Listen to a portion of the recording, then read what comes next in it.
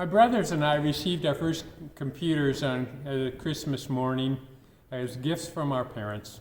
It was a Tandy computer that ran on DOS commands, and every time we turned it on, we had to key in the programs. And when we wanted to run a program, we had to download it through little cassette tapes. The memory was that small.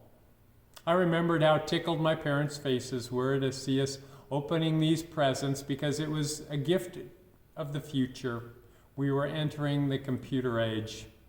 And amazingly, the prices, they said, had dropped drastically. They were excited for us, but we quickly realized as we worked on them for a few months that it wasn't the competition that drove down the prices. There was something else that was new about the computer age, and that was the fast-changing technology upgrades. You see, our computers were quickly being replaced by new models that had the Microsoft Windows operating system. We didn't know beforehand, before that purchase of that upgrade situation, but it was really an example of short-sightedness. Who would have guessed that technologies would advance and progress so quickly? We certainly didn't. We continue our series today of Love Reaches In, looking to this week of short-sighted ones.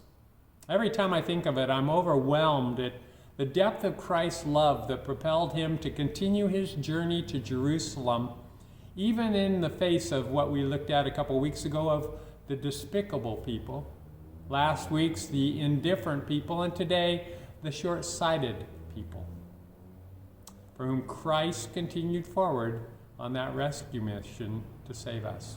Romans 5 verses 8 says, God demonstrates his own love for us in this: while we were still sinners, Christ died for us.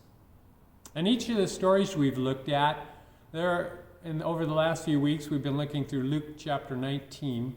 We've seen how true that really is. It's amazing that Jesus met opposition, ignorance, and even apathy every step of the way, and yet continued on that road to Golgotha. And perhaps we can see just a little bit of ourselves in the stories of those people. We have always read that Christ's entrance into Jerusalem is a joyous celebration, and it is. And yet today I want to look at it from a different perspective, one of looking at people's short-sighted visions as they were watching him. There were the fickle fans of Christ who today they were with him and tomorrow they left him. Then there were those also that were there who knew something wasn't quite right with life, and yet Christ coming offering change scared them. And their reaction was, well, let's don't shake the boat.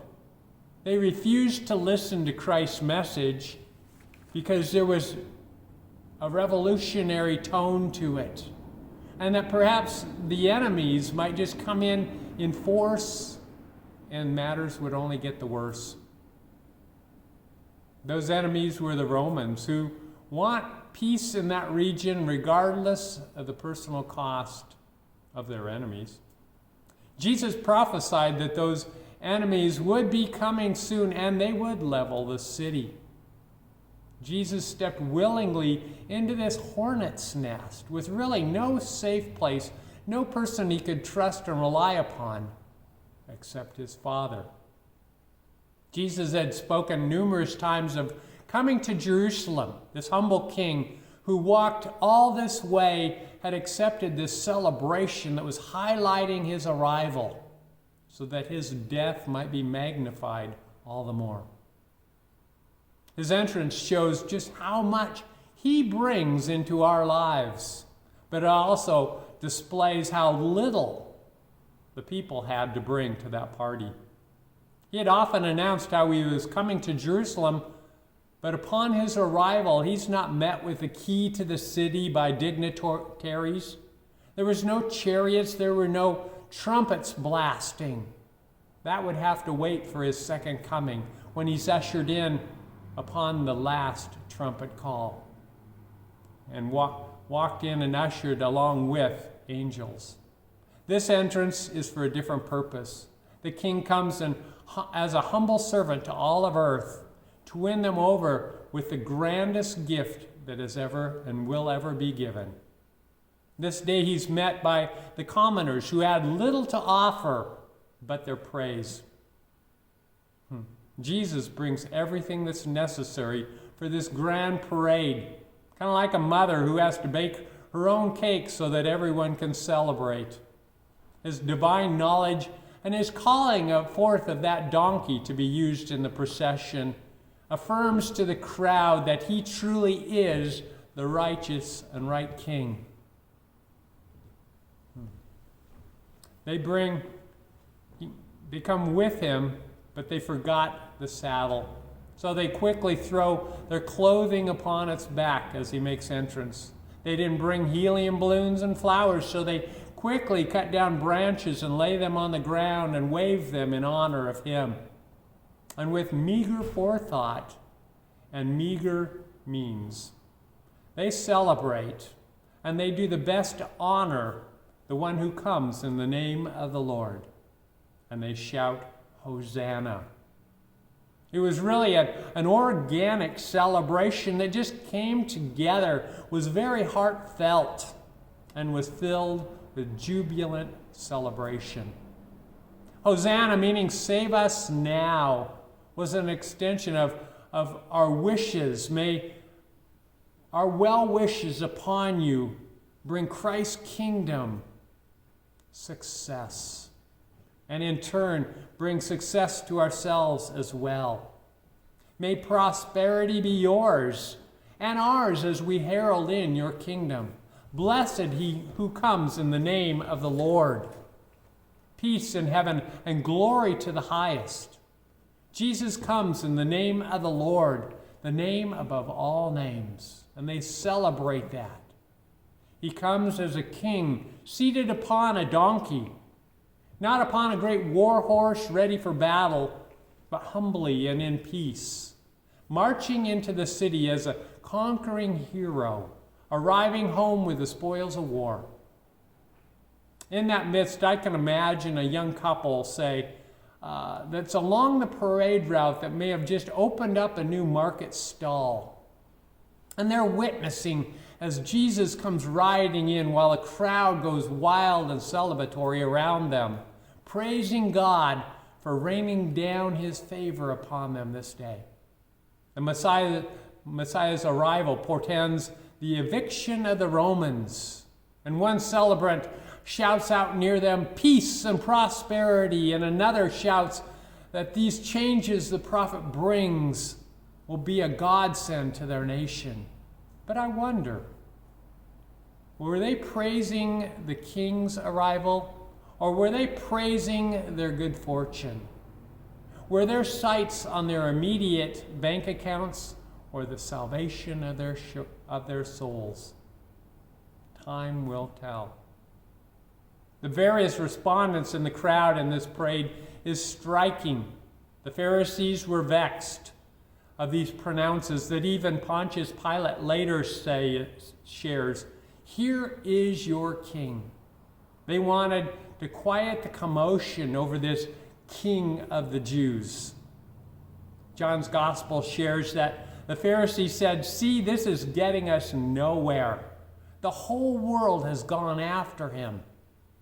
Jesus' response to their request to silence the crowd was that if I stop them from celebrating, even the rocks will cry out.